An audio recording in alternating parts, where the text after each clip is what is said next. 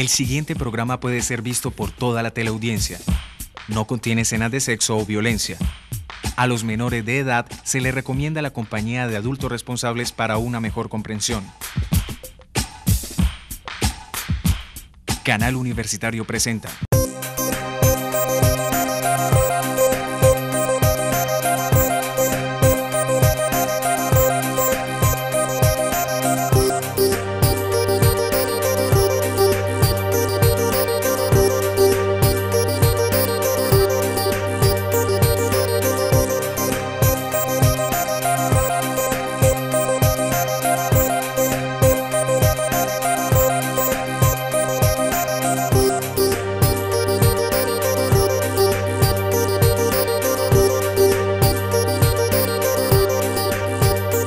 Bienvenidos a Tiempo de Letras. Hoy nos encontramos con la escritora Gabriela Castellanos y su libro Las guerras de Alejandra. Bienvenida, profesora. Muchas gracias. Bueno, para empezar, ¿cómo surgió este libro? ¿Cuál fue el proceso de escritura de este libro? Bueno, yo empecé a escribir ese libro hace casi 10 años. Fue un proceso largo porque lo que yo quería era hacer un libro donde el centro y quizá el personaje principal fuera mi ciudad natal, Santiago de Cuba. Que es una ciudad bellísima, una ciudad más negra que blanca, una ciudad donde han nacido todos los principales ritmos afrocubanos, desde el bolero al cha-cha-cha, el son, pues el origen de la salsa, y donde han nacido todas las revoluciones también. Y yo no era novelista cuando empecé, ahora ya me siento novelista, pues escribí una novela. Entonces ese fue mi aprendizaje.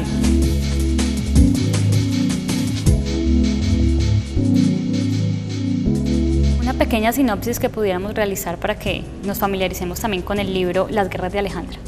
Bueno, el libro empieza alrededor de la época en que Fulgencio Batista da un golpe de estado en Cuba y se inicia una de las dictaduras más funestas que ha habido en el país. Simultáneamente es la infancia de Alejandra, la protagonista, el momento en que ella empieza a hacerse preguntas sobre su sexualidad. Ella tiene 8 años cuando se empieza el libro y está muy preocupada por descubrir cómo es que nacen los niños, por qué las gallinas ponen huevos, etc. Entonces todo el proceso de la cerrazón en torno a la sexualidad, ¿no?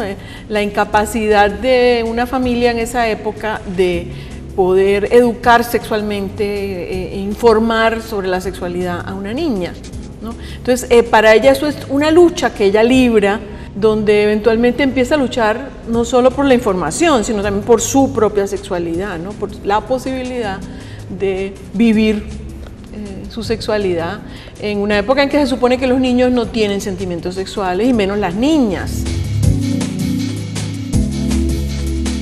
Todo esto en el marco de una gran influencia de la religión afrocubana. En Santiago de Cuba, una de las religiones afrocubanas, que es la santería, pues tiene mucha preponderancia. Hay 3 religiones afrocubanas principales, pero quizá la más interesante, la más bonita, la que tiene los mitos más complejos y todos esos orichas y santos que conocemos, Changó, Yemayá, Ochún, es la santería.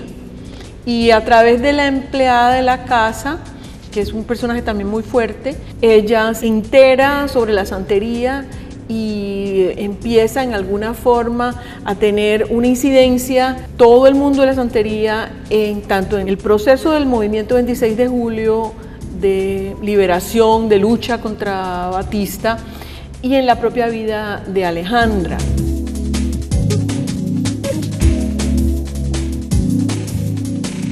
También son personajes en el libro los orichas, los santos. Changó, Ogún es el dios de los metales, del cuchillo y de la guerra.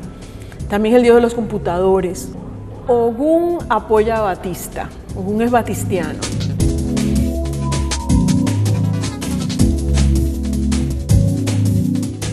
Mientras que Changó y Oyá son partidarios del movimiento 26 de julio.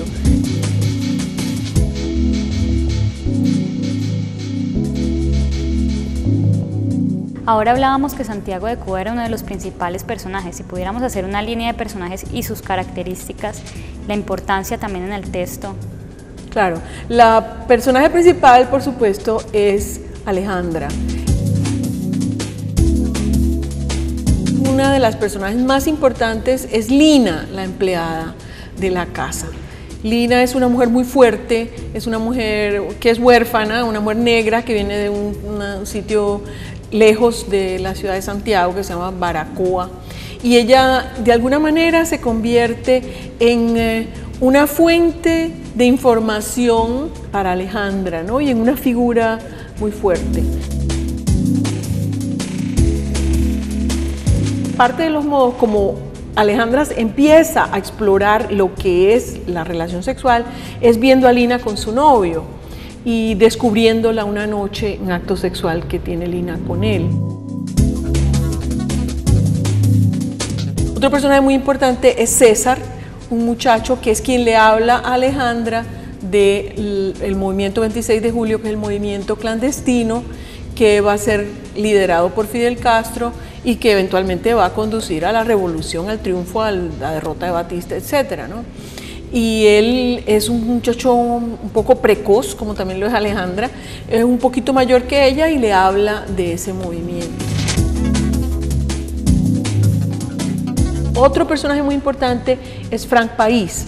Frank País es un hombre extraordinario, un santiaguero fuera de serie, poco conocido por el hecho de que Frank País murió antes del triunfo de la revolución. Pero Frank País fue un hombre que a los 21 años era jefe de todo el movimiento urbano, o sea, de toda la clandestinidad urbana, que era el movimiento mediante el cual se hacían actos en las ciudades, actos de rebelión, de subversión contra el régimen, y se recolectaba dinero para poder comprar armas para enviárselas a Fidel, se hacía propaganda, se hacía proselitismo, o sea, todo lo que era el brazo político, que era como la base de la guerra, lo dirigía en todo el país este señor que se llamaba Frank País.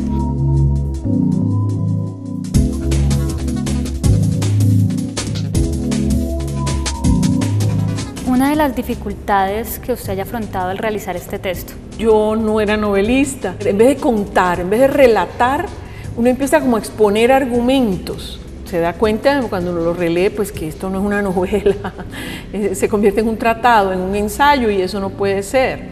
Eso es una de las dificultades. Otra gran dificultad que tuve es la cercanía de los eventos a mi propia vida, ¿no?